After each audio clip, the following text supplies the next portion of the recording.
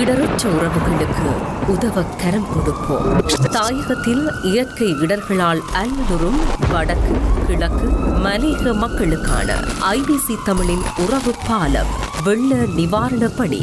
தொடர்புகளுக்கு 0044 7832 76 95 22 மற்றும் 0094 77 137 7306.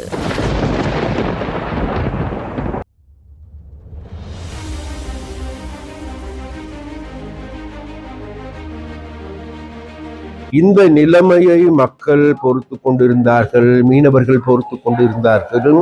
பொறுமைக்கும் எல்லை உண்டு என்பார்கள். அந்த வகையில் இவர்கள் இன்றைக்கு விசேடமாக இந்திய மீனவர்களுக்கு எதிராகவும் அதே நேரத்தில் அரசாங்கத்திற்கும் இது சம்பந்தமாக ஒரு செய்தியை சொல்வதற்காகவே அவர்கள் ஒன்று கூடியிருக்கின்றார்கள், போராடி இருக்கின்றார்கள். அதன் போது நான் அந்த போராட்டத்தை பற்றி எதையும் சொல்ல வரவில்லை. இருந்த போதிலும் கூட நான் இவ்வாறான ஒரு நிலைமையின் கீழாவது இங்கிருக்கின்ற இந்திய தூதுவர்கள், இந்திய துணை தூதுவராக இருக்கின்ற கௌரவ முரளி அவர்கள் இது சம்பந்தமாக கவனத்துக்கு கொண்டு வருவாரா, கவனத்துக்கு கொண்டு வந்து அதன் மூலமாக இந்திய தமிழ்நாட்டு அரசாங்கத்திற்கு ஸ்டாலினுக்கு எடுத்து செல்வாரா, அல்லது மோடிக்கு எடுத்து செல்வாரா, அல்லது இந்திய மீன்பிடித்துறை அமைச்சர்களுக்கு எடுத்து சொல்வார்களாம், அதே போன்று கரையோர பாதுகாப்பு படையினருக்கு எடுத்து செல்வார்களா, அதே போன்று கடற்படையினருக்கு எடுத்து செல்வார்களா என்ற கேள்விகள் அனைத்தும் எழுந்திருக்கு.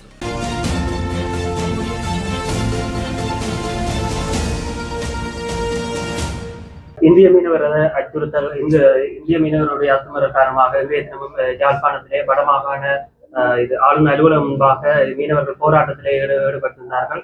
தொடர்ச்சியாக அண்மை காலமாக இந்திய மீனவர்கள் அத்துமீறல் அதிகரித்திருப்பதாகவும் இதற்கு கடத்தல் அமைச்சர் என்ற ரீதியிலே எப்பொழுது தேர்வு கிடைக்க இருக்கிறது பார்க்கின்ற பொழுது கடந்த 3 வாரங்களுக்கு மேலாக தொடர்ச்சியாக இவ்வாறான அத்துமீறல் நடவடிக்கைகளையும் ஆக்கிரமிப்பு நடவடிக்கைகளையும் இந்திய தமிழ்நாட்டு மீனவர்களால் முன்னெடுக்கப்பட்டு வருவதை காணக்கூடியதாக இருக்கிறது. அப்ப அதன் பொழுது விசேடமாக எங்களுடைய மீனவர்கள் பாதிக்கப்பட்டிருக்கின்றார்கள். பாதிக்கப்பட்டது மாத்திரமல்ல, இன்றைக்கு ஒரு சில பிரதேசங்கள் மீனவ வீடுகள், மீனவ கிராமங்கள் எடுத்து நாங்கள் பார்க்கின்ற பொழுது மயானங்களாக அல்லது மயான வீடுகளாக மாறி இருக்கின்றது. அதாவது தென்னிலங்கை நாங்கள் தேடி பார்க்கின்ற பொழுது வெள்ளப்பெருக்கின் காரணமாக அங்கு உயிரிழந்தவர்களுடைய எண்ணிக்கை அதிகரித்து காணக்கூடியதாக இருக்கின்றது. அதன் காரணமாக அங்கு வெறும் மயான வீடுகளாக அல்லது சோகமயமான ஊர்களாக மாறி இருக்கின்றது. ஆனால் இங்கே வடக்கே நாங்கள் தேடி பார்க்கின்ற பொழுது எங்களுடைய மீனவ கிராமங்கள் அனைத்து, அதாவது கிளிநொச்சியிலிருந்து எல்லா பிரதேசங்களையும் நாங்கள் தேடி பார்க்கின்ற பொழுது அவ்வாறான ஒரு நிலைமை ஏற்பட்டிருக்கின்றது. அப்ப இந்த நிலைமையின் காரணமாக நாங்கள் அண்மையிலும் கூட இந்திய தூதுவருக்கும் இந்திய தூதுவ அதிகாரிகளுக்கும் இது சம்பந்தமாக நாங்கள் தெளிவுபடுத்தினோம், பேசினோம்.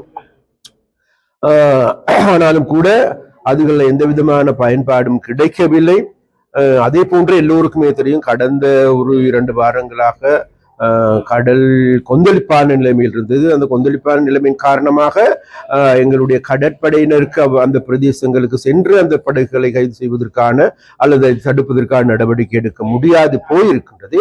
அது மாத்திரமல்ல, நாட்டில் ஏற்பட்ட பேர் அனர்த்தத்தின் காரணமாக விசேடமாக இங்கு இருக்கின்ற படகுகள், அது மாத்திரமல்ல கடற்படையினர் கூடுதலாக ஏனைய பிரதேசங்களில் அதன் மீட்பு நடவடிக்கைகளில் ஈடுபட்டு கொண்டிருக்கின்றார்கள். அதன் காரணமாகவும் இன்றைக்கு அந்த பிரதேசங்கள், அதாவது எங்களுடைய பிரதேசத்துக்கு வர முடியாத ஒரு சூழல் ஏற்பட்டிருக்கின்றது.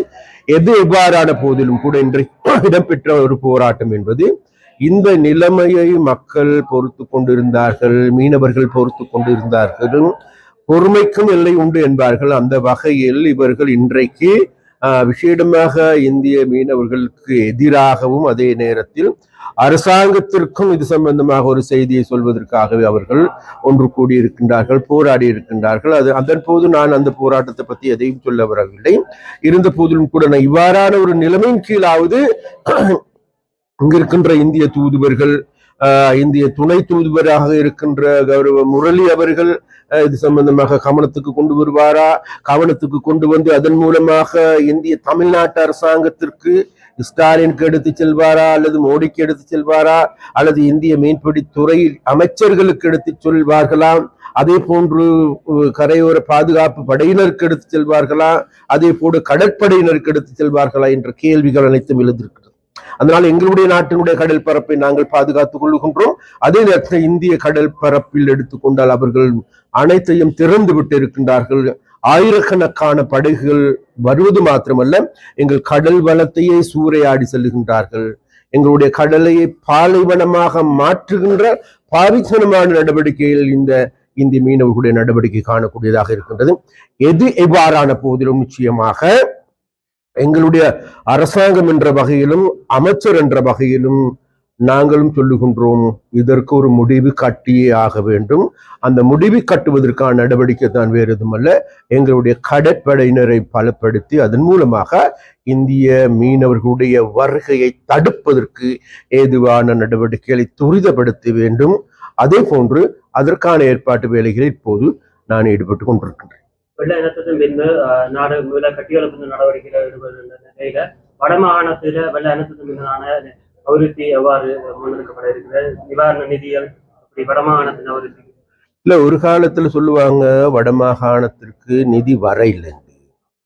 அதாவது நாங்க தமிழர்களாக பிறந்ததன் காரணமாக எங்களுடைய சிங்கள அரசாங்கத்தால் எங்களுக்கு நிதி இல்லை. இப்ப இங்க இருக்கின்ற தமிழ் அரசியல்வாதிகள் எல்லாமே சொல்லுகின்றார்கள், நிதி எங்களுக்கு கூடுதலாக கிடைச்சிருக்கப்பாட்டு சொல்றாங்க. அதனால வேண்டி இந்த அதாவது நாங்க எது சொன்னாலும் கூட எங்களுக்கு தெரியும், நாங்கள் களத்துல இருந்திருக்கின்றோம். அது மாத்திரமல்ல, இந்த வெள்ள அனர்த்தம் ஏற்பட்ட பொழுது யாழ் மாவட்டத்தில் சகல பிரதேசங்களுக்கும் சென்றிருக்கின்றோம். மக்கள் பாதிக்கப்பட்ட மக்கள் இருக்கின்றார்கள், வீடுகள் முற்றாக மூழ்கி போயிருந்த மக்கள் இருக்கின்றார்கள், 3 நாள் 4 நாள் 10 நாட்களாக முகாம்களில் இருந்த மக்கள் இருக்கின்றார்கள். அந்த மக்களுக்கு நிச்சயமாக அவர்களுக்கான 25,000 ரூபாய் கொடுப்பனவு பெற்று கொடுக்கப்பட வேண்டும் என்பதில் அரசாங்கம் நாங்கள் உறுதியாக இருக்கின்றோம். அதற்கு அவர்கள் வீடுகள் உடைந்ததா இல்லையா என்பது வேறு கதை. இருந்த போதிலும் கூட முதலாவது வேலையாக, அதாவது வெள்ளப்பெருக்கு ஏற்பட்டிருக்குமாக இருந்த அந்த பிரதேசத்தை அதிலிருந்து மீள்வதற்கு அவர்கள் அதை சுத்தம் செய்து கொள்வதற்காக 25,000 ரூபாய் கொடுப்பனவாக நாங்கள் பெற்றுக் கொடுக்கின்றோம். மேலதிகமாக வீடுகள் உடைந்திருக்குமாக இருந்தால் வீட்டில் பொருட்கள், அதாவது விசேடமாக கேஸ் அடுப்பு அல்லது கேஸ் சிலிண்டர் போன்றவை இல்லாது போயிருக்குமா, அதற்கு நாங்கள் மேலதிகமாகவும் ஒரு 50,000 ரூபாய் வழங்குவதற்கு தீர்மானித்திருக்கின்றோம். அது மாத்திரமல்ல, வீடுகள் சிறிதளவு பாதிக்கப்பட்டிருக்குமாக இருந்தால் அதற்கு நாங்கள் 5 லட்சம் ரூபாய் நிதி ஒதுக்கீடு செய்திருக்கின்றோம். வீடு முற்றாக செயல் இழந்து போயிருப்பார்களாக இருந்தால் அவர்களுக்கு 50 லட்சம் ரூபாய் கொடுப்பதற்கு நாங்கள் இருக்கின்றோம். அது மாத்திரமல்ல, வீடும் இழந்து காணியும் இழந்திருப்பார்களாக இருந்தால் அவர்களுக்கு 100 லட்சம், அதாவது 1 கோடி ரூபாய் பெற்றுக் கொடுப்பதற்கு நாங்கள் இன்றைக்கு அதற்கான நிதி ஒதுக்கீடுகளை செய்திருக்கின்றோம். அது மாத்திரமல்ல, பாடசாலை பிள்ளைகள் தங்களுடைய புத்தகங்களை இழந்திருப்பார்களாக இருந்தால் அதற்கும் 25,000 ரூபாய் பெற்றுக் கொடுப்பதற்கு நாங்கள் தீர்மானித்திருக்கின்றோம். ஏனென்றால் வேறு எதுவுமில்லை, இவர்கள் எங்களுடைய மக்கள். அதனால் இவர்கள் வடக்கா கிழக்கா தெற்கா மேற்கா என்பதல்ல, அவர்கள் முற்று முழுதாக வீடுகள் பாதிக்கப்பட்டதா அல்லது சேதமடைந்ததா என்ற கேள்வி எங்களுக்கு கிடையாது.